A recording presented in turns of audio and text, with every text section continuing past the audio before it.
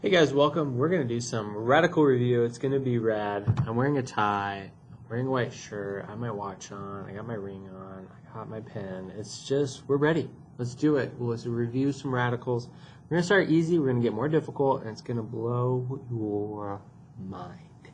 From now on, you might have the nice Cadillac right here, and you can simplify radicals all day long. You still need to be able to show me that you can do it. Okay? So let's get into it. Let's start out with the most easiest one. The most easiest one. I'm pretty sure it's not even proper English. I'm just going to go through a couple examples. The square root of 4. How do I solve this? You're like, Mr. Smith, the square root of 4 is 2. How does it come to that? A square root, technically, this little space right here, there's actually a little secret 2 in there. It's called the index number. If it's not seen, then we assume it's 2. Basically means I need 2 equal factors to multiply so I can pull them out. So what 2 numbers multiply to give you 4? 2 and 2. And since I have 2, I get to pull it out as just 1, 2. 1 stays behind. And we get, boom, just 2. So that works fine and dandy on that problem. But let's go ahead and step it up a notch. What about the square root of, let's say, a number like 24? Now 24 is not a perfect square, but we might be able to simplify this radical. So some numbers that multiply would be 6 times 4, and this would be 2 times 3, and this would be 2 times 2. Okay? I see one group of 2, so I get to pull that out, but I don't see anything else. These are prime numbers. You always go, it's called prime factorization. We go all the way down to our prime numbers. And we get 3 and 2, and unfortunately, I can't pull them out because they're not together, so I have to actually multiply them back together into the 6, and we get 2 rad 6. Let's take a bigger number. I'm going to just go ahead and, let's see, I'm going to just double check to make sure this number works out the way I want it to. Yeah, let's go ahead with, let's see, I think this would be a good one. All right.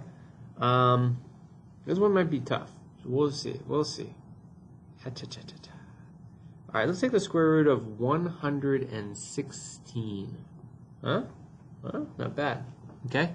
I don't really know that many numbers that go into 116, but I do know it is divisible by 2. So I'm just going to take 116, divide it by 2, and I'm going to get 2 and 58. Okay. Boom. 2 is a prime. We're good. 58. I don't know, but I know 2 times, it must go into 2 because it's an even number, and I get 29. Aha. I see 2 equal factors. They're out. We square root. I know that 2 is going to get out. 29. Anything that goes into 29. Besides 1 and 29? I don't think so. Let's see, no even numbers are going to go in. 9, 3, 6 don't go in. I'm going to go with that's prime. And we're going to leave that under there. So we only get to pull out the 2.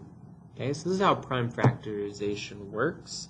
Let's get one more example maybe. Shall we? Yeah? Okay, 4. Here we go. The square root of, let's see, 480. Okay, now there's a lot of different ways you could do this problem. You could divide by 2 and just keep going. Unfortunately, that's going to probably be not the best way. But since I see a 0 at the end, I know it's going to be divisible by 10. So I'm going to actually do 48 and 10 to start. And then we're going to break down the 48. And I'm pretty sure 8 will go into it, and 6. 10 breaks down into 5 and 2.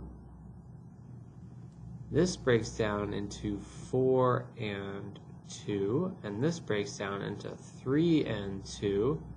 So we're starting to get a lot of prime numbers here. But I'm going to real quick stop. Do you see this 4 right here is a perfect square? Yeah, that's a perfect square, which means I can automatically pull a 2 out from that piece. So just to let you know, I took this guy, and you see a perfect square built in already. I don't have to do 2 and 2. It helps for most people, but there we go. That one's taken care of. I see a group of 2 right here. So I get to pull out another 2. So I've taken care of that piece. I've taken care of these. I'm left with a 5, 2, and a 3. Well, they have no partners to get out with, so I keep them on the inside. 5, 2, 3. But what I have to remember is I have to multiply those numbers back together, and the 2 numbers I took out, I also have to multiply together. Okay, so that's going to become 4 rad. 5 times 2 is 10, times 3 is 30. So 4 rad 30. Okay, not bad. So let's, oh, did not mean to do that. Let's switch back. There we go. And there we go, 4 rad 30. And let's go ahead and see some different properties of radicals that we can look at. Okay, so I got some new ones up here. And let's go through these. So some other properties of radicals, besides simplifying them, is how we multiply and how we divide. So we have radicals with coefficients, if you will, numbers in front of them. And when we multiply, we can actually multiply the front numbers together, and separately we can actually multiply the radicals together. Okay?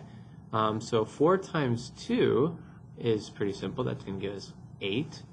And rad 3 times rad 3. Now what's interesting about rad 3 times rad 3, whenever you multiply a radical by its same radical, that number just pops out. So rad 3 times rad 3 is just going to give you 3. And then 8 times 3 is 24. So that actually all breaks down to 24, which is kind of crazy. If they're not the same, so rad 3 times rad 3 was 3. If they're not the same, we can do it a little differently. So 10 times 12 is going to give me 120. And then 2 times rad 2 times 6 is going to be 12. And again, I need to see if I can simplify rad 12. Again, 2 times 6. And I can get 4 and 3. 4 is a perfect square. I already have the 120 out in front. So when I take that 2 out, it's technically going to multiply that 120. We're left with a rad 3 over, and that's going to be 240 rad 3. So when we multiply the front numbers to each other, and we multiply the radicals to each other. So 2 times 6 is 12, but they're all under rad, so it stays under rad. 3 times 3, if you know, 3 times 3 is 9, so the square root of 9 is 3. That's why we just kind of shortcut the system. I could say rad 1 million times rad 1 million, that's just going to be 1 million. Okay? The last thing is rationalizing the denominator. You see we have 7 over rad 3 and we have 8 over rad 6. We are not chill with rads in the denominator. So to rationalize in a fraction, as long as I multiply the top and bottom by the same thing, it's like multiplying by 1. It doesn't change its value, it just changes what it looks like. And like we said earlier, if I do rad 3 times rad 3, that's going to become 3 over 7 rad 3. And then we check 7 and 3, do they reduce? In this case, they don't, so we leave our answer just like that. So this is rationalizing the denominator. We do this a lot in algebra and in geometry. And so let's take a look at this next one. We're going to multiply rad 6 times rad 6, or rad 6 over rad 6. Okay, so we're going to get 8 rad 6 on the top, and we're going to get 6 on the bottom, but we can reduce this into 4 over 3, but the rad 6 does not get to get reduced because it's not a part of the whole number. Okay, and we get that. Okay, so those are a couple different things. It's kind of like a refresher course, I hope, of how radicals work, and I hope you have a rad day. I hope everything is just super rad and tubular and bodacious and just, yeah, good. All around good. Okay? All right, we'll check you later. Yeah. I think I need a new like a tagline, you know, like hey yo, or something like that, you know. I don't know. We'll work with something. Hey yo, I'm out.